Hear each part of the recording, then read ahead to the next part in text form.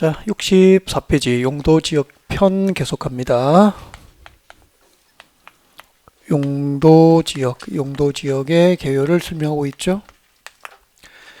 자, 용도지역은 우리나라 국토 전부를 대상으로 합니다. 전국토 그렇게 쓸 거예요. 네, 그래서 자, 우리나라 국토 전부를 대상으로 그 토지의 기능과 특성에 따라서 용도별로 네, 토지의 종류를 구분합니다. 이것을 용도지역이라고 하죠. 그래서 전국토를 대상으로 하죠. 자, 시작합니다. 자, 우리나라 국토 전부를 대상으로 그 토지의 기능이나 토지 특성에 따라서 용도별로 종류를 구분하는데, 자, 우리 국토 가운데서 인구와 산업이 밀집되어서 이미 개발했고 앞으로 개발, 정비, 관리, 보존을 목적으로 용도 지정한 곳이 있습니다. 무엇이었죠? 도시지역이 되죠. 네, 도시지역입니다. 그리고 자, 도시지역으로부터 멀리 떨어진 위치에요. 멀리 떨어진 위치에 보존해야 될 가치가 있는 산지, 보존 가치가 높은 산지가 있고요. 그리고 전답, 가송 등 농지가 집단화된 곳이 있습니다. 자, 이런 곳이라면은 앞으로 농림업의 진흥과 산림 보존이 필요하죠. 자, 이런 곳을 용도 지정하면은 무엇이 되는 거죠? 농림지역이 됩니다. 네. 그래서 농림지역의 지정 목적은 농림업의 진흥과 산림 보존을 목적으로 용도 지정된 곳입니다. 라고 했었죠. 자, 도시지역에서 멀리 떨어져 있습니다. 멀리 떨어진 위치에 자연 환경 보존이 필요하거나 수자원의 보존이 필요하거나 아름다운 해안섬 보존이 필요하거나 생태계 보존이 필요하거나 상수원 그리고 문화재 보존이 필요한 곳, 이런 곳을 용도 지정합니다. 자, 이런 곳은 자연 환경 보전지역이죠. 자연환경 보전지역으로 용도지역이 지정된다고 했습니다. 농림지역과 자연환경 보전지로 용도지역이 지정된 지역. 자, 주 지정 목적은 보전 목적으로 용도지역이 지정되어 있습니다. 라고 했고요. 그리고 도시적으로 용도지역이 지정된 지역은 이미 개발했거나 앞으로 개발, 정비, 관리, 보전을 목적으로 용도 지정된 곳이죠. 주요 지정 목적은 개발 목적으로 볼 수 있습니다. 그리고 가운데는 과거의 준도시지역과 준농림지역이 이제 비도시지역으로서 난개발이 극심했기 때문에 이 비도시지역의 난개발 방지를 위해서 과거의 준도시지역과 준농림지역을 통합합니다. 폐지하고 통합해서 만든 용도지역. 그것이 무엇이었죠?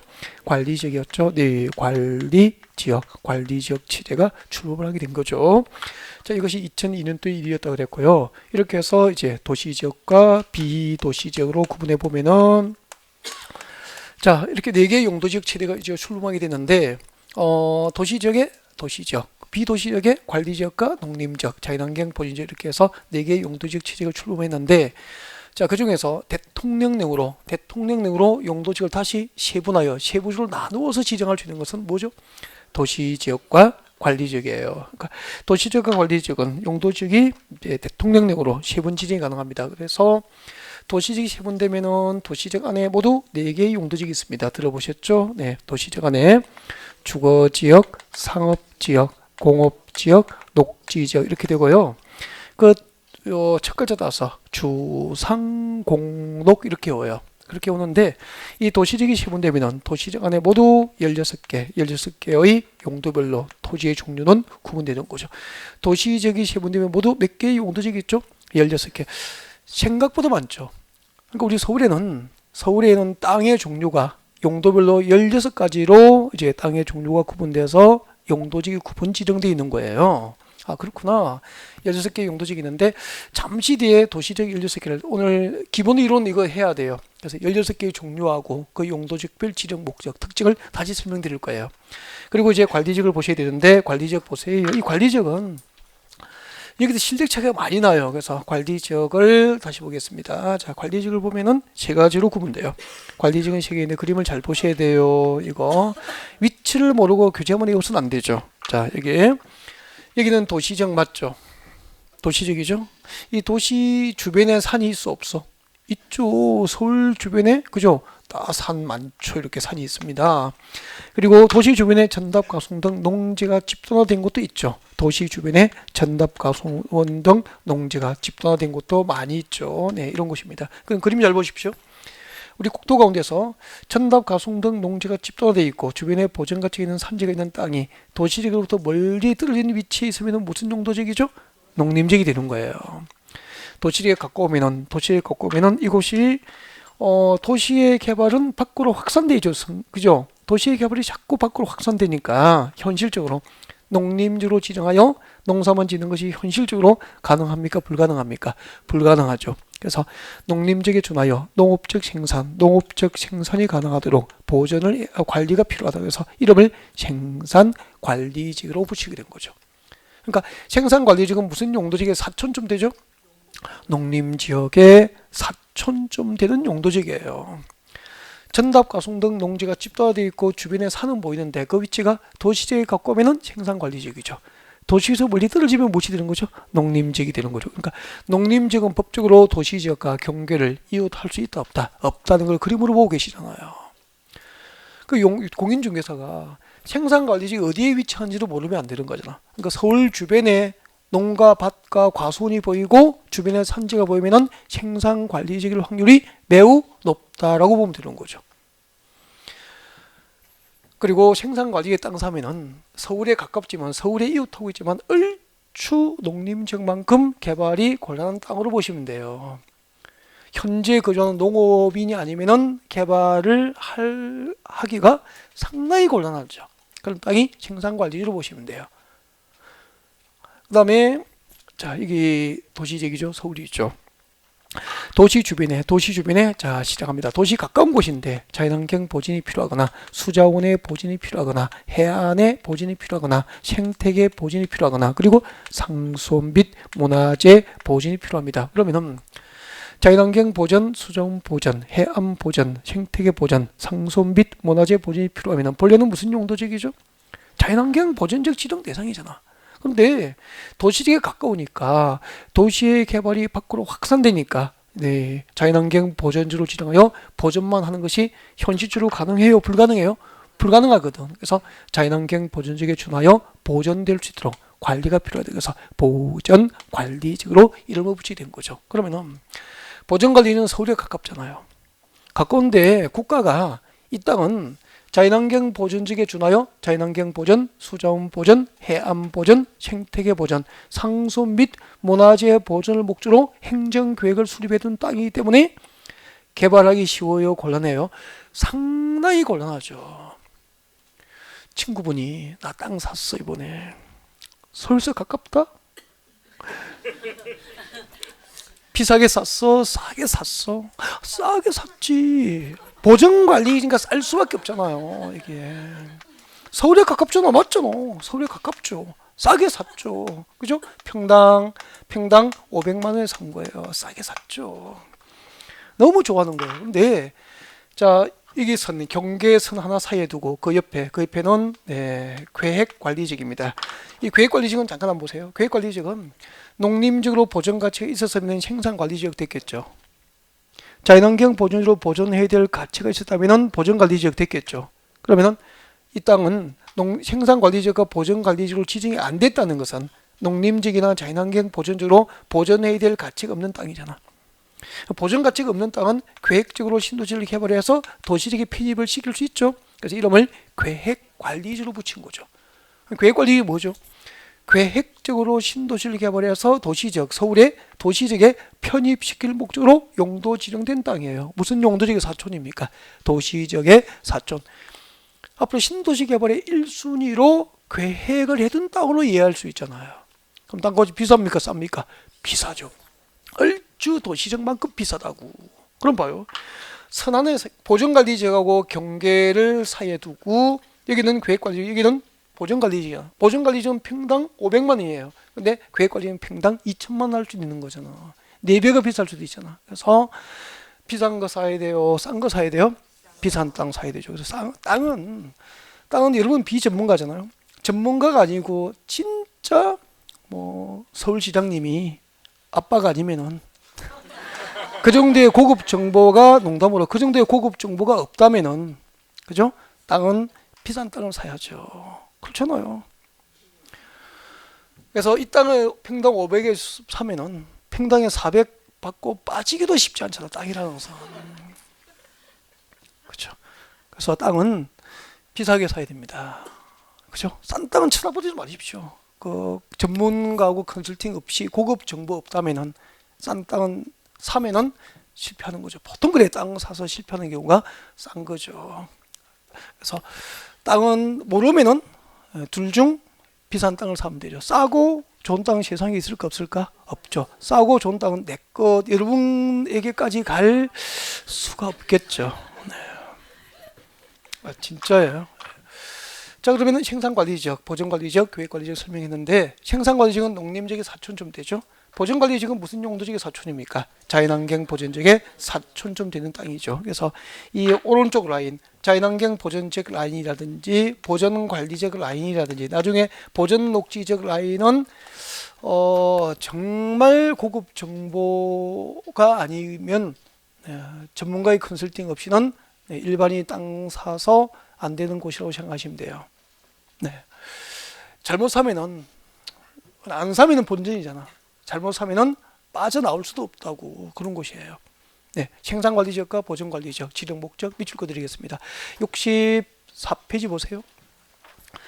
64페이지 보시면은 관리지역 중간에 보십시오. 관리지역 세분되면은 저 밑에 관리지역이 나와 있죠. 박스 안에 3개 들어 있습니까? 기억번에 보전관리지역이죠. 보전관리지역은 자연환경 보전지역의 4촌 맞죠? 그래서 밑줄 것십시오. 자연환경 보전지역으로 줄 것십시오. 자연환경 보전지역으로 지정하여 관리가 곤란한 지역 밑줄 것이면 되죠. 64페이지 맨 밑에 박스 안에 기억번 보전관리지역에 줄 것이죠. 자연환경 보전지역, 자연환경 보전지역으로 지정하여 관리가 곤란한 지역을 밑줄 것이고 외워야 됩니다. 그것을 관리지역 중에서 자연환경 보전지역으로 지정하여 관리가 곤란한 지역은 뭐죠? 보전관리지역. 이유는 알고 있죠. 그림 보셨잖아요. 왜요? 이웃하고 있는 도시지역의 개발이 확산돼 나오니까 자연환경 보전지역 지정 대상이지만 현실적으로 자연환경 보전지역으로 지정하여 관리가 곤란하다 그런 뜻이라고 이해가 되죠. 그 다음에 본래는 농림지역 지정 대상이지만 주변의 용도지역, 도시지역과의 관계를 고려할 때 현실적으로 농림지로 지정하여 관리가 곤란한 지역은 무슨 관리지역이죠? 생산관리지역에서 생산관리지역에 뒤에 비추었습니다. 생산관리지역 뒤에 농림지역으로 지정하여 관리가 곤란한 지역. 그 정도는 몇 번 외워야 답을 찾아갈 수 있게 됩니다. 밑줄 거 드린 것은. 그리고 계획관리지역이죠. 계획관리의 지정 목적은 3개가 있습니다. 밑줄 것십시오. 도시적으로 편입이 예상되는 지역 줄 거예요. 동그라미 1번. 도시적으로 편입이 예상되는 지역. 동그라미 1번. 도시적으로 편입이 예상되는 지역입니다. 1번. 그 뒤에 그 줄 끝에 제한적 이용 개발을 하려는 지역 줄 것이고 2번. 제한적 이용 개발을 하려는 지역 줄 거고 2번. 끝부분에 계획적 체계적 관리가 필요한 지역입니다. 계획적 체계적 관리가 필요한 지역 줄 것이고 몇 번? 3번. 그 3개는 외워야 좋습니다. 네. 자, 계획관리지역은 첫 번째. 도시로 편입이 예상되는 지역이다. 제한적 이용 개발이 허용되는 지역이다. 체계적 계획적 체계적 관리가 필요한 지역이다. 그렇게 외우시면 되죠. 네. 그 3가지 공통점 뭐죠? 보전입니까? 개발입니까? 개발 그렇게 볼 수 있는 거예요. 그래서 자, 그림 보시면은 여러분 계획관리지역은 개발 용도입니까? 보전 용도 됩니까? 개발 용도죠. 그러니까 비도시적 5개 용도지역, 도시지역 밖에 5개 용도지역 가운데서 유일하게 개발 목적으로 용도 지정된 곳이 계획관리지역. 그러니까 비싸죠, 땅값이. 그 다음에 생산관리지역과 보전관리지역은 지정 목적이 농림지역과 자연환경 보전지역에 준하여 농업적 생산이나 그리고 자연환경 보전지역에 준하여 보존될 수 있도록 지정되기 때문에 보전 용도로 볼 수 있는 거죠. 이렇게 용도지역이라는 것은 우리나라 국토 전부를 대상으로 그 토지의 기능과 특성에 따라서 용도별로 토지의 종류를 구분한 것을 무엇이라고 하죠? 용도지역이라고 합니다. 64페이지 저 위에 보면은 용도지역의 의 밑에 용도지역의 특징이 나와 있을 겁니다. 용도지역은 특징, 전국토를 대상으로 합니까? 국지지로 지정됩니까? 전국토. 용도지역은 국지지로 지정되지 않고 전국토를 대상으로 합니다.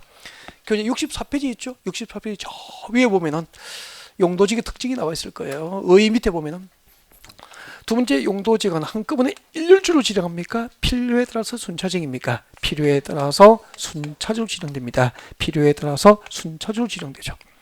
필요에 따라서 순차적으로 지정되기 때문에 우리 국토의 일부는 아직까지 용도지역이 미지정된 채로 있다는 거죠. 그러니까 국토 전부를 대상으로 다 지정하는 건 아니죠. 우리 국토의 일부는 아직까지 용도지역이 미지정된 상태로 있다고 하시면 돼요. 그리고 세 번째, 용도지역은 상호 중복 지정, 상호 중복 지정될 수 없다는 거죠. 상호 중복 지정될 수 없다. 여러분 상호니까 용도 지역 간 중복 지정될 수 없다 그런 뜻이죠. 예를 들면 여러분 그 주거지역이에요. 3종 일반 주거지역이면 아파트 지었겠죠? 아파트 앞마당에 공업지역을 중복 지정해서 공장 지어버리면 돼요? 안 돼요? 안 되죠. 그래서 용도지역은 뭐 공업지역이면서 주거지역일 수도 없죠. 그래서 상호간에 중복 지정될 수 없다. 이 정도 읽어두면 되고요. 그 다음에 이제 도시지역 밖에 용도지역이 몇 개죠? 관리지역이 몇 개죠? 3개. 농림적 자연환경 보존에서 도시지역 밖에 몇 개죠? 5개. 도시지역 안에 몇 개죠? 16개. 그래서 우리나라 국토 전부를 대상으로 지정되는 용도지역은 도시지역과 비도시지역 모두 몇 개? 21개의 용도지역이 되는 거죠. 그런데 이제 기본 이론이기 때문에 좀 속도를 빨리 했지만 비도시지역 5개를 일일이 그림 그려서 설명하고 위치를 알려드리고 교재 밑줄까지 다 그려드렸다고. 그 다음에 이제 도시지역 16개를 도전합니다. 자, 도시지역의 세분. 도시지역이 세분되면은 주상공독. 다시 세분되면은 도시지역이 세분되면 모두 몇 개? 16개. 도시지역 안에 16개의 용도지역을 지금부터 배울 거예요. 그래서 자, 여러분 교재 65페이지입니다. 65페이지 양괄호 2번 용도지역의 세분 발표하시고요. 용도지역 세분대 부제목을 적어줍니다. 도시지역 세분이라고. 도시지역의 세분 적으시면 되죠. 자, 도시지역의 세분이라고 적어주시고 부제목을 박스로 내려오십시오. 박스에 내려오셔서 박스는 앞에 적으십시오. 통째 암기라고. 박스를 통째 암기합니다. 통째 암기하는데 그냥 암기하게 제가 냅두지 않죠. 도와드립니다. 같이 오면은 금방 외워지고요. 그리고 시험에 나올 수 있기 때문에 안 할 수가 없다고 하셔야 돼요. 자, 지금부터 주거지역 보십시오. 교재 보십시오. 주거지역을 보면은 박스 안에 전용 주거지역 찾으셨나요? 네, 65페이지 맨 아래쪽에 하고 있습니다. 전용 주거지역. 전용 주거지역은 몇 개가 있죠? 2개. 대통령령으로 1종 전용 주거지역과 2종 전용 주거지역으로 세분이 됩니다. 일반 주거지역은 주택의 층수에 따라서 1종부터 3종까지 세분되고요. 준주거지역까지 해서 몇 개죠? 6개가 되는 거죠. 그래서 주거지역이 세분되면 모두 몇 개? 도시지역 안에 주거지역은 6개가 있다고. 전용 주거지역 2개, 일반 주거지역 3개, 준주거지역 이렇게 해서 6개라고. 그때 잠깐만요. 저는 이제 이쪽으로 가서 할게요. 이런 교재 보면서 자, 주거지역, 전용 주거지역, 일반 주거지역, 그리고 준주거지역. 그래서 지금부터 이렇게 오십시오. 같이 오요. 교재에다가 전, 일, 준 첫 글자 동그라미에서 주거지역은 전, 일, 준 일단 그렇게 오십시오. 전용 주거지역과 일반 주거지역과 준주거지역이 있고요. 그리고 이걸 인문 과정에서 공부한 적이 있다고 이걸 안 하면 안 돼. 나올 때마다 연습을 하는 거죠. 그렇게 해야 외워지니까. 어차피 혼자 날 잡아서 외우지 말고 나올 때마다 같이 하면 같이. 그러면은 크게 부담되지 않아요, 이게. 이걸 11월 인문 과정에서 들었다고 근성으로 하면은 나중에 별도로 날 잡아서 외워야 된다니까. 그게 쉽지 않아요. 그래서 열심히 외웠으면 좋겠고, 이거 세세하게 한 개의 용도지역을 전부 설명해서 마지막이에요. 3, 4월 되면 이런 것은 쳐다보지도 않아요, 제가. 이제 여러분이 읽어보고 암기하셔야 됩니다 하고 넘어가 버리는 파트라고. 그러니까 기본 이론 아니면 틀을 수가 없다니까요. 시작합니다. 전용 주거지역은 1종과 2종이 있습니다. 교재 보십시오. 1종 전용 주거지역과 2종 전용 주거지역으로 세분되는 거 맞죠? 그리고 일반 주거지역 있잖아요. 일반 주거지역은 주택의 층수에 따라서 적어야 될걸요. 층수. 주택의 층수가 분류기준이라고.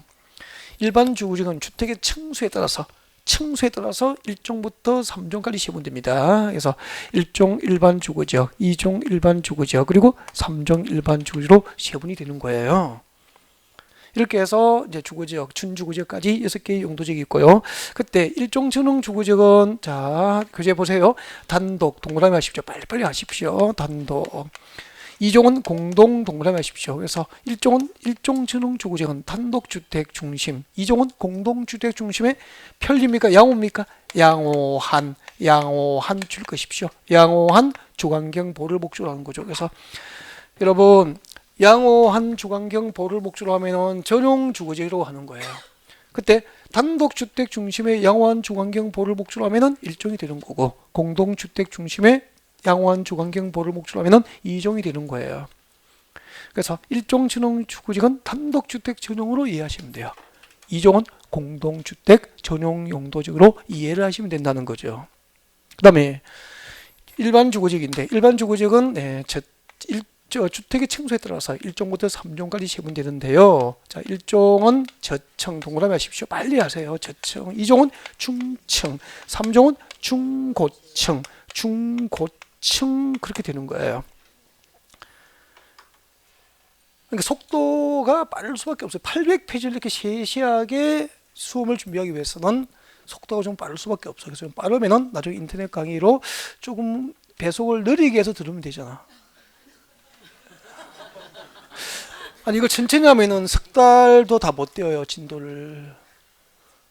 그래서 본래 이 과목이 좀 그런 과목이라고. 그래서 좀 감안을 하셔야 돼요. 조금씩 감안하시고 잘 집중해서 따라오시면 되죠. 1종은 저층, 2종은 중층, 3종은 중고층 위주의 양호가 아니고 뭐죠? 편리한 주거환경 조성이 목적이에요. 그러면은 양호한 주거환경 보호를 목적으로 하면 전용 주거지역이 되는 거예요. 편리한 주거환경 조성을 목적으로 하면 뭐죠? 일반 주거지역이 되는 거죠. 이렇게 구분한다고. 좀 궁금하죠? 선생님, 양호한이 무엇이고 편리한이 무엇입니까? 궁금하잖아. 저도 잘 몰라요. 그렇게 하면 안 되겠죠? 네, 그래서 잠시 뒤에 얘기를 좀 하기로 하고, 자, 준주거지역 내려옵니다. 준주거지역은 주거지이기 때문에 주거기능 동그라미 하세요. 빨리 하세요. 주거기능에 그리고 준하여 다른 기능이 플러스 보완이 됩니다. 그래서 주거 기능에 어떤 기능이 보완되냐면은 자, 동그라미 하십시오. 상업과 업무 기능이 보완이 되죠. 그러면은 주거 기능을 중심으로 하니까 주택 용도의 건축을 할 수 있죠. 상가도 지을 수도 있고 업무 용도의 빌딩을 지을 수도 있기 때문에 6개의 주거지역 가운데서 부동산 개발업자가 가장 좋아하는 땅이 준주거지역이에요. 너무 좋은 땅이에요. 주거 용도의 건축을 할 수도 있고 상업과 업무 용도의 빌딩까지 건축할 수 있으니까 주거지역이지만 다양한 토지의 쓰임새가 제도적으로 다양하잖아. 이용 범위가 제도적으로 가장 넓은 것은 준주거지역에서 부동산 개발업자가 가장 좋아하는 땅 준주거지역이에요. 상당히 좋은 땅이에요. 자, 그러면은 이제 양호한하고 편리한하고 구분합니다. 이거 설명 좀 하려고 이걸 국어적으로 풀이를 할 수는 없다고. 그래서 현장으로 갈 수밖에 없어요. 그래서 현장 소개합니다. 잠깐만 이야기를 들으는 거 적는 거 아니에요. 앞에 보시고 여기 강남역입니다. 강남역이에요. 역. 지금 우리가 수업을 하고 있는 강남역이에요. 역 사거리고 강남역은 보통 중심 상업지이기 때문에 주변은 전부 업무용대 빌딩이 이렇게 상가라든지 뭐 업무용대 빌딩이죠. 대로변은 그죠? 네. 그래서 한 블록 지나면은 또 이제 뭐 상가들이 있습니다. 이렇게 상가들이 있고요. 그 뒤에 보면은 이제 그 다음 블록에 들어가면 이제 아파트가 보이기 시작할 겁니다. 아파트가 보이죠. 이렇게 아파트가 보이죠. 그럼 여기 아파트들, 이 아파트 단지에 있는 아파트들은 역세권 맞죠? 역세권이니까 강남역 주변의 아파트는 상업 업무용대 빌딩이나 상가 건물 뒤쪽에 이제 아파트 단지가 배치가 되면은 역세권이기 때문에 교통이 편리하죠. 그죠? 그러면은 일반 주거지역이 되는 거예요. 교통이 편리하잖아. 그리고 나오면은 시장이잖아. 다 상가고 나오면은 업무 시설도 있고 출퇴근할 수 있고 출퇴근도 참 편하고 그죠? 그 교통도 편리하고 해서 이런 것은 일반 주거지역이 되는 거예요. 근데 자, 뉴욕제가 지금 없고 앞에 마을버스 탑니다. 마을버스 타고 자, 1-1 마을버스 타고 들어갑니다. 들어가면은 저기 이제 강남인데 산 아래에 이제 이렇게 산 아래에 여기도 아파트 단지가 있습니다. 산 아래 아파트 단지도 있고 그죠? 또 여기는 전원주택 단지고요. 전원주택 단지고 막 그래요라고 가정합시다. 그러면은 여기는 그냥 걸어갈 수 있습니까? 마을버스 타야 됩니까? 마을버스 타야 하니까 편리합니까? 불편합니까? 불편한데 밤이면은 강남인지 서울인지 구분 못하게 새소리도 나고요. 새벽녘에 누워 있으면 가끔 소쩍 새도 울어요. 그죠? 그러면은 여기는 주거환경이 양호하죠? 양호하잖아. 근데 시장도 멀고 지하철역도 멀고 학교도 멀고 그래서 교육환경하고 교통여건이 편리하지는 않잖아. 밤이면 소쩍시 소리도 새벽에 들리고 공기도 좋고 바람도 술술하고 양호해. 숲식근이죠. 그런 곳은 양호하다고. 편리하지는 않잖아. 여기는 전용 주거지가 되는 거야. 아파트에 세면은 2종 전용 주거지야. 전원주택 단지는 1종 전용 주거지야. 단독주택 중심의 양호한 주거환경 보호가 목적이니까 이제 양호한 편리한 구별하시겠죠.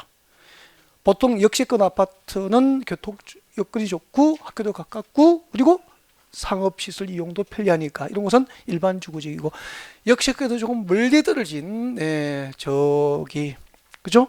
숲세권 아파트들은 주로 전용 주거지고 그렇게 보시면 되는 거예요. 이해가 됐죠? 네. 편리한 주거환경 조성을 목적으로 합니다. 뭐죠? 일반 주거지요. 양호한 주거환경 보호가 목적입니다. 무엇이죠? 전용 주거지요. 이렇게 구분하는 거라고. 그 다음에 상업지역입니다. 상업지역은 자 교재 보십시오. 중심상업지역, 일반상업지역 교재 넘어갔습니다. 중심상업지역, 일반상업지역 그리고 근린상업지역, 유통상업지역 몇 개가 있죠? 4개. 도시적 안에 상업지역은 4개가 있습니다. 4개가 있는데 이 4개를 외울 때 여보세요. 중심상업지역, 일반상업지역, 근린상업지역, 유통상업지역 이 4개를 충청도 버전도 외웁니다. 재미있게 중일근이읒 별로 웃어주지 않네요. 네. 중일근이읒 이렇게. 네. 자, 중심상업지역은 정말 외우셔야 됩니다. 도심과 부도심 동그라미 하시고요. 도심과 부도심에 지정되는 상업지역은 중심상업지역. 그래서 도심과 부도심에는 단어를 기억하지 못하면 답 못 찾을 일이 생깁니다. 외우십시오. 도심과 부도심. 그러면은 강남역 주변은 도심이죠? 중심상업지역이에요. 잠실역 주변 지역도 도심 아니면 부도심 맞죠? 중심상업지역이에요. 이렇게 되는 거죠. 도심과 부도심을 외우셔야 되고요. 이렇게 돼 있죠. 도심과 부도심의 상업과 업무기능 확충. 여기까지 외우라고 하니까 못 외우더라고. 그래서 도심과 부도심 키워드를 외워달라는 거죠. 도심과 부도심, 도심과 부도심, 중심상업지역이죠. 그래서 중심상업지역이 뭐죠? 라고 했는데 도심과 부도심 단어가 안 떠오르면 답찾기 힘들어진다니까. 일반상업지역입니다. 일반상업지역은 조금 이따 합시다. 그리고 근린상업지역입니다. 근린상업지역은 줄 것이십시오. 근린지역에서 계속 줄 것이십시오. 일용품과 일용품이 뭐죠? 일상생활용품이잖아요. 일상생활용품과 그리고 서비스 제공을 목적으로 합니다. 서비스 제공까지 줄 것이면 되고 그러면은 가만히 들어보니까 근린지역이 뭐죠? 근린은 가까울 근처에 인접할 인자니까 주택과 가까운 곳이에요. 주택가 인근 지역의 일용품, 일상생활용품이나 서비스 제공을 목적이기 때문에 도매시장입니까? 주택가 인근의 소매시장입니까? 밑에 적으십시오. 근린지역에서 일용품과 서비스 제공은 곧 이꼴 소매시장, 주택가 인근의 작은 소매시장이 위치한 곳이에요. 이 근린상업지역이라고. 주택가 가까운 곳이에요. 소매시장이 위치한 곳은 뭐죠? 근린상업지역. 우리 엄마들이 저녁 준비하시려고 잠깐 다녀오는 시장이 뭐죠? 근린상업지역. 아니 저녁 준비하시려고 저 남대문 시장 매일 나가지는 않잖아. 그게 근린상업지역이라고. 그러니까 해석을 하니까 쏙쏙 들어오죠. 이걸 밑줄 긋고 외우면 안 외워지죠. 그러니까 현장에 대한 이해가 있고 상상이 있으면 금방금방 외워진다고. 유통상업지역은 줄 것이십시오. 도시안, 도시 내니까 서울 시내에서 그런 뜻이잖아. 도시 내 또는 지역 간 유통기능 증진이죠. 유통기능 증진 동그라미 하시면 이게 핵심이에요. 유통기능. 도시 안에서 서울 시내에서 혹은 지역까지니까 서울 광주, 서울 대전, 서울 부산, 서울 대구 간의 유통기능 증진 목적이니까 들어보니까 이꼴 소매시장입니까? 도매시장입니까? 서울에 있는 대규모 도매시장이 위치한 곳은 유통상업지역이 되는 거예요.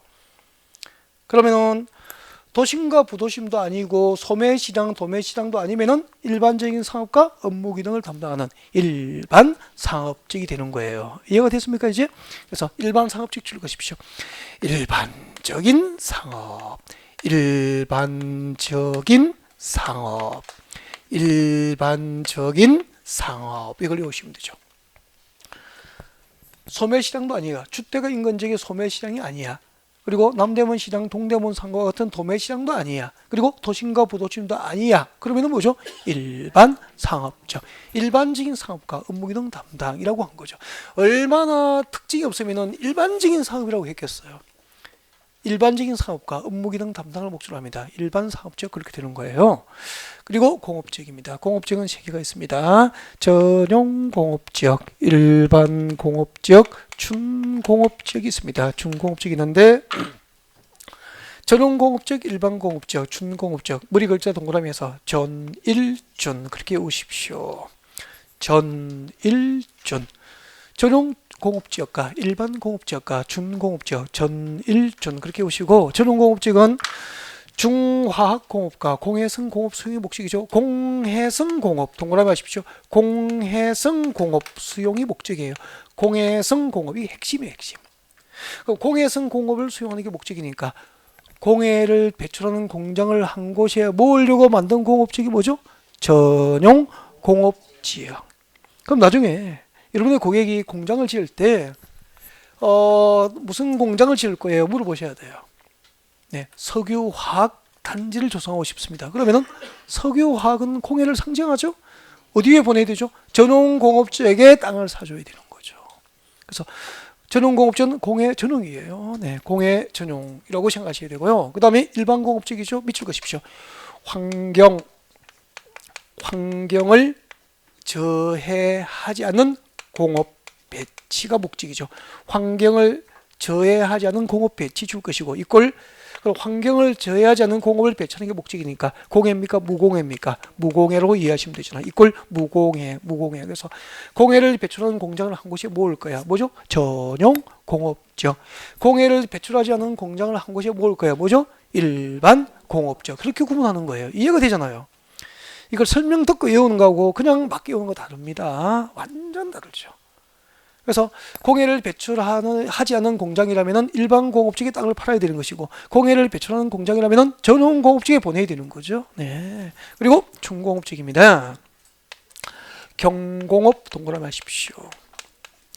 경공업 기타 공업을 수용하되 동그라미 하십시오. 주거 동그라미, 상업 동그라미, 업무 동그라미 그렇게 해서 경공업 기타 공업을 수용하되 주거 기능과 상업 기능과 업무 기능이 플러스 됩니다. 보완됩니다. 이것을 무엇이라고 하죠? 중공업적. 그래서 도시적 16개 용도적 가운데서 제도적으로 이용 범위가 가장 넓은 게 뭐죠? 준공업적. 진짜 좋은 땅이에요. 그러니까 부동산 개발업자 가장 공업단지 분양할 때, 산업단지 분양할 때 일반 부동산 개발업자가 가장 선호하는 땅이 뭐죠? 준공업자. 그러면은 여러분 지금 5천만 원 찾았어. 5천만 원 찾으시고 택지 분양하거나 뭐 산업단지 분양할 때 투자할 수 있는 거잖아요. 분양받으면 프리미엄 붙을 수 있으니까. 그때 전용공업지역 걸렸어. 산업단지 분양할 때 국가 산업단지 조성할 때 분양할 때 신청했어. 전용공업지역 걸렸어. 계약금 질러요? 안 질러요? 안 질러요. 전용공업지 같은 경우는 공해를 배출하는 공장 수용이 목적이기 때문에 진짜 공장 하실 분들, 공해를 배출하는 공장 하실 분 아니면은 쓰임새가 없기 때문에 그렇게 프리미엄이 잘 붙지 않죠. 일반 공업지에 걸렸어. 망설여야 돼요. 할까 말까 망설여야 된다고. 산업단지 분양할 때 중공업지에 걸렸어. 위치 보고 바로 질러야 되는 거 아니에요? 이런 것은 거의 프리미엄이 붙는 거예요. 그러니까 용도지 목적만 알아도 제대로 투자를 할 수 있게 되는 거잖아. 이런 목적을 활용하면 되죠. 실무적으로 해석하고 활용하면은 전문가가 되는 거잖아요. 그냥 목적만 외우는 게 아니고 현장을 상상하면서. 중공업지역에 참 좋은 땅이에요. 참 좋은 땅. 그래서 이렇게 하시면 되겠죠. 준공업지역의 첫 글자가 쭈니 오빠. 쭈니 오빠 하면 재미없잖아. 쭈니 오빠. 그리고 준주거지역도 뭐죠? 첫 글자는 뭐죠? 쭈니 오빠. 준. 그래서 준자가 들어가면은 멋있잖아. 쭈니 오빠. 그래서 바람을 좀 펴요. 그래서 준주거지역은 주거 기능이지만 주거 중심의 기능을 하지만 바람 좀 피우죠. 상업과 업무 기능도 하게 되고요. 그리고 중공업지역은 경공업, 기타공업 소유니까 소규모 공장 건축할 수 있죠. 공업 기능을 주로 하지만 또 어떤 기능을 합니까? 주거 기능과 상업 기능과 업무 기능이 플러스 되기 때문에 준이 오빠는 멋있고 멋있으니까 네, 하나만 합니까? 둘 이상의 기능을 담당합니까? 둘 이상의 기능을 담당한다. 바람을 좀 핀다고 생각하시면 되죠. 그래서 용도지역 가운데서 가장 바람둥이 용도지역이 준공업지역이에요. 그 다음에 뭐죠? 준주거지역. 준이 오빠. 녹지지역 갑니다. 녹지지역. 저도 뭐 락이니까 아무 상관이 없죠. 자, 시작해요. 자, 녹지지역입니다. 녹지지역은 보전 녹지, 생산 녹지, 그리고 무엇이 있죠? 자연 녹지, 자연 녹지지역 그렇게 있습니다. 보전 녹지지역과 생산 녹지지역과 그리고 자연 녹지지역이 있습니다. 첫 글자 따서 보생자 같이 외워요. 열심히. 보생자, 보생자. 수업 시간에 강하게 집중하면 되죠. 그럼 학습 효과가 훨씬 좋아집니다. 이걸 이왕하셔야 될 거 즐겁게 그죠? 강하게. 또 쉬는 시간에는 편하게 쉬시고 그렇게 하면은 금방 집중되고 시간도 금방 가고 할 때 열심히 하는 게 제일 중요한 것 같아요. 열심히. 그죠? 열심히 한다는 것은 집중하는 거죠. 고도로 강하게 집중하면서 그렇게 하셔야 되죠. 그리고 또 즐겁게 하시고 여러분 학교역 하시는 선배님들 만나게 되잖아요. 자주 만나죠 뭐. 요즘에는 초반이기 때문에 매주 찾아와요. 매주 와서 밖에서 만나고 이렇게 하는데 보면은 공통점이 있습니다. 공통적으로 하시는 말씀이 세모와 같이 공부할 때 공인중개사 공부했던 1년 2년이 참 행복했다고. 40대 50대 돌이켜보니까 그때가 제일 행복했다고. 우리가 지금 돌이켜보면 엄마 아빠가 돈 주고 공부하라고 할 때 학창시절이 가장 행복했던 거와 똑같은가 봐요. 자격증 따면은 그냥 월 1,000만 원, 2,000만 원, 3,000만 원 저절로 벌 줄 알았는데 쌤 돈 벌어보니까 공부할 때가 제일 편했다고 가장 쉬웠다고 이야기하더라고. 공통적으로 이야기하시는 것 같아요. 그래서 가장 행복한 순간이니까 즐기면서 했으면 좋겠어. 열심히. 나 혼자 잘하면 되는 거 아니에요. 그리고 선생님이 도와주잖아. 도와주나 이렇게 읽어주지, 설명해주지, 깨워주지. 그죠? 졸면은 깨워주지 뭐. 가끔 썰렁한 게 웃겨드리지 뭐. 가장 좋죠. 나중에 나가서 개업 자격증 따고 개업해 보십시오. 손님. 사람만큼 스펙트럼이 다양한 사람이 어디에 있어. 그죠? 그래서 우리는 책가방 들고 이렇게 앉아 계시는 분은 기본적으로 지성인이고 교양이 있으신 분이잖아. 나가 보십시오.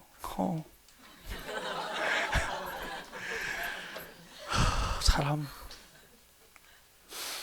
자, 시작하겠습니다. 보전 녹지적 줄 것이십시오. 도시의 자연환경. 도시의 자연환경. 도시의 자연환경 보전. 도시의 자연환경 줄 것이고요. 동그라미 하셔야 돼요. 도시의 자연환경. 그 뒤에 손 대면 안 돼요. 도시의 자연환경 동그라미 하시고 그 뒤에 산림, 경관, 녹지 뒤에 뭐라고 되어 있죠? 보전. 보전 동그라미 하시면 돼요. 그래서 외울 때 도시의 자연환경 보전에 외우십시오. 도시의 자연환경 보전. 그러니까 잠깐 보전 녹지는 도시 주변의 자연환경 보전입니까? 도시의 자연환경 보전입니까? 도시의 자연환경 보전. 왜냐하면 여러분 주상공독은 도시지역 맞죠? 그러니까 도시지역 아닙니다. 지금 도시지역 안에서 도시의 자연환경 보전이 목적이에요. 나중에 도시 주변의 자연환경 보전을 목적으로 하면은 그린벨트예요. 달라져요. 그러니까 글자 한두 글자에 울고 웃는다고. 그러니까 오죽하면 이거 동그라미 해드릴까? 그냥 하는 건 아니죠. 도시의 자연환경 보전. 도시 주변의 자연환경 보전. 주변 넣으면 틀려버려요. 그렇게 깐깐하게 나온다고. 도시의 자연환경 보전을 목적으로 하고요. 그 다음에 생산 녹지지입니다. 줄 것이십시오. 농업적 생산, 농업적 생산, 농업적 생산, 농업적 생산을 위해서 개발이 저 뒤에 유보 동그라미 하십시오. 농업적 생산 동그라미, 유보 동그라미 그렇게 해서 농업적 생산을 위해서 개발이 유보된 곳입니다. 그러면은 잠깐만 생산 녹지의 생산은 무슨 생산이죠? 농업적 생산이잖아. 그러면 상상하십시오. 농업적 생산이 가능하기 위해서는 바다가 있어야 됩니까? 논밭이 있어야 됩니까? 그렇죠. 전답 과수원, 전답 과수원. 그러면은 서울 시내에 서울시 관할 구역에 전답 과수원 등 농지가 있으면은 생산 녹지지로 보면 이렇게 해석하셔야 된다니까요. 생산인데 무슨 녹지죠? 생산 녹지는 농업적 생산을 위해서 개발이 유보되어 있으니까 농업적 생산이 가능하기 위해서는 전답 가수원이 있어야 되죠. 그래서 도시 주변에 전답 가수원이 보이면은 생산 녹지지예요. 그리고 자연 녹지죠. 자연 녹지적 시험 나오면 이러면 상상을 못할 걸요. 자연 녹지는 뒤에 보면 개념을 많이 적어뒀잖아요. 상당히 길죠? 자연 녹지의 개념이 상당히 길어요. 세 줄, 네 줄이잖아. 어떻게 외우냐고. 이해 못하고 외워도 나온 줄도 몰라요.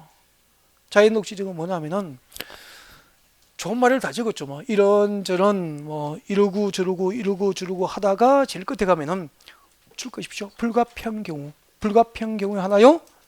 제한적 개발이 허용되는 지역이죠. 제한적 개발 동그라미 하십시오. 제한적 개발 이게 핵심 키워드예요. 제한적 개발이죠. 제한적 개발 허용. 제한적 개발 허용 이걸 외워야 되죠. 불가피한 경우에 하나요. 제한적 개발이 허용되는 녹지입니다. 그러면은 잠깐만요. 세개를 한번 봅시다. 도시의 자연환경 살림, 경관 녹지 보존을 목적으로 지정하기 때문에 보존 녹지 지정은 개발 용도입니까? 개발이 유보되어 있습니까? 개발이 허용됩니까? 보존 목적입니까? 보존 목적은 개발 허용입니까? 개발 금지입니까? 개발 금지. 영원히 금지예요. 그래서 도시적 안에서 가장 조심해야 될 땅이 무슨 녹지죠? 보존 녹지 지정은 영원히 개발할 수 없는 땅으로 해석하셔야 돼요. 용도지역을 서울시에서 변경하지 않는 한, 서울시장이 용도지역을 변경하지 않는 한 보존 녹지적 상태, 현재 녹지적 상태에서는 영원히 개발 불가해요. 나중에 도시개발법상 도시개발 사업도 허용돼, 공적 개발도 금지되어 있어요. 그러니까 이런 땅은 사면 안 돼요. 보존 녹지적. 상속받아서 확인하니까 보존 녹지적이야. 팔아야 돼요. 팔아서 대체 토지를 취득하는 게 훨씬 낫죠. 뭐 기념으로 영원히 가지시면 상관없고, 네. 그러니까 개발 가치를 따지면 팔아야 될 땅이라는 거죠. 네. 보유를 해야 될 필요가 없어요. 개발 가치를 생각한다면은 뭐 국가에 기여하고 자연환경을 잘 영원히 후손에게 물려줄 목적으로 두시려면은 괜찮고요. 그다음에 농업적 생산을 위해서 개발이 유보되어 있죠. 그럼 유보는 어떻게 해석이 될까? 유보는 영원한 금지입니까? 일시적 금지입니까? 일시적 금지로 해석할 수 있잖아. 그럼 장기적으로 개발 가능성은 있죠? 네, 그렇게 해석하시면 된다고. 일시적으로 개발이 유보된 곳이기 때문에 장기적으로 개발 가능성은 있다는 거죠. 개발의 가능성은 있다는 거죠. 개발된다는 겁니까? 가능성이 있다는 겁니까? 가능성이 있다는 것은 반대로 해석하면은 장기적으로 개발되지 아니할 수도 있다고 봐야 된다. 그러니까 이런 것은 생산 녹지는 전문가와 컨설팅 없거나 전문가의 컨설팅 없거나 고급 정보 없이 사지 않는 땅으로 보시면 돼요. 도시에서 조심해야 될 게 보존 녹지죠. 그리고 생산 녹지로 보시면 돼요. 근데 자연 녹지력 보십시오. 다 빼버리잖아. 딱 핵심은 제한적 개발이 허용되죠. 그러면은 녹지지로 묶이기 때문에 개발이 자유롭습니까? 제한적이긴 합니까? 제한적이지만 유일하게 현재 개발이 허용되는 녹지가 무슨 녹지입니까? 자연 녹지적이잖아. 녹지적 중에서 현재 유일하게 개발 가능한 녹지가 자연 녹지인데 이때 개발은 이걸 무엇으로 보셔야 되죠? 앞으로 공법에서는 계속 개발이라는 얘기가 나와요. 개발은 건축이에요. 개발은 건축 등이라고. 강남이 개발됐죠. 70년대. 모래땅을 밀어서 택지 조성하고 상업 용지를 조성해서 업무 용도의 빌딩을 건축하고 상가를 건축하고 아파트 건축한 게 강남 개발 아니에요. 개발은 건축이죠. 가장 대표적인 개발은 뭐죠? 건축. 그러니까 추상적인 것을 꼼꼼히 구체적으로 알아야 전문가가 되는 거예요. 개발될 수 있다는 것은 건축 가능하다고 생각하시면 돼요. 건축하기 위한 형질 변경 등이 전부 개발이 되는 거라고. 가장 대표적인 개발은 건축이나. 그럼 봐요. 자연 녹지 땅 사면은 자유롭지는 않지만 제한적이긴 하지만 현재 유일하게 건축이 허용되는 거죠. 그렇게 해석하셔야 되죠. 그래서 녹지적이 시험에 제일 잘 나오고요. 수험생들이 가장 어려워하는 게 녹지적. 해석을 못하니까 그래요. 책대로 외우면은 아는 거 아니잖아. 어렵잖아요. 그래서 이렇게 해설을 듣고 그다음에 이제 공부하셔야 되고요. 자, 녹지적을 다시 설명합니다. 녹지적은 일단은 녹지적이니까 가장 많은 게 임야죠. 산지잖아. 서울시 관할구에는 산지라고 보면 산이죠. 산인데 녹지적은 몇 개가 있죠? 세 개 녹지적이 있는데 그 녹지적의 위치가 대개 이렇습니다. 대개 제일 위에 산중턱 위에가 뭐죠? 보전 녹지, 생산 녹지, 자연 녹지 이렇게 단계별로 녹지적이 지정돼요. 이게 절대적인 아닌데 일반적으로 녹지적의 위치가 이렇게 된다고. 그럼 등산로 입구, 관악산, 북한산, 수락산, 청계산 갔을 때 등산로 입구는 자연 녹지를 볼 수 있다고. 그러면은 우리 그 관악산도 그렇고 청계산도 그렇고 수락산도 그렇고 이렇게 서울 주변에 산을 가면은 등산로 있고 이렇게 옛날부터 있던 마을이 있는 곳이 있죠. 주점도 있고 뭐 그죠? 네, 기념품도 팔고 이렇게 옛날부터 마을이 있는 곳이 있습니다. 이런 곳은 자연 녹지로 보시면 돼요. 그리고 건축이 가능하니까 여기저기 전원주택이 건축이 될 수 있잖아. 그래서 여기저기 전원주택이 보이는 곳 여기까지가 뭐죠? 자연 녹지로 볼 수 있는 거죠. 저 푸른 초원 위에 저 푸른 초원은 뭐죠? 녹지적이잖아. 저 푸른 초원 위에 그림 같은 집을 짓고 건축이 됐잖아요. 무슨 녹지적이죠? 자연 녹지적. 그렇게 하시면 돼요. 저 푸른 초원 위에 그림 같은 집을 짓고 무슨 녹지적이죠? 자연 녹지적. 그렇게 이해할 수 있는 거잖아. 네. 그 다음에 생산 녹지적입니다. 생산 녹지적은 무엇이 있어야 되죠? 아까 생산은 무슨 생산이죠? 농업적 생산이잖아.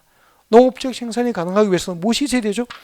전답 과수원이 있어야 되죠. 그래서 올 4월에 4월달에 아파트 창을 열고 뒤산을 보십시오. 4월달 되면 봄을 알리는 노란 산수유가 피어있는 곳은 가수원이죠. 밭두둑이잖아. 밭두기고 논두기고 그죠? 그리고 봄의 전령사 하얀 매화꽃이 4월달 되면 핍니다. 이런 곳은 과수원이거든. 매화꽃 피고 산수유 피고 무슨 녹지적이죠? 생산 녹지적. 진짜 맞잖아. 그죠? 네. 그리고 이제 과수원길이 끝나면 올라갑시다. 산 중턱부터 온 산에 붉게 진달래가 피어 있잖아. 이곳이 바로 뭐죠? 보전 녹지적. 진달래는 과수복수로 심어요. 야생입니까? 야생이죠. 이곳이 보전 녹지적이에요. 진달래 피고 새가 울면은 무슨 녹지적이죠? 보전 녹지적. 그렇게 되는 거예요. 딱 맞죠? 이렇게 해서 암기를 꼭 기억하고 계셨으면 좋겠습니다. 서울시 뒷산에 매화꽃이 보이고 산수유가 피어 있습니다. 무슨 녹지적이죠? 생산 녹지.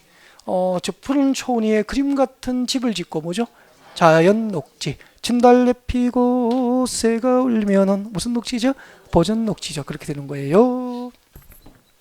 자, 지금까지 용도지역 21개를 1시간을 할애해서 설명을 드린 거죠. 이제 이런 경우는 없어요. 이런 경우는 1, 2월 강의에서 마지막이고 3, 4월 강의는 용도지역의 종류와 목적은 여러분이 하셔야 됩니다라고 하고 넘어가요.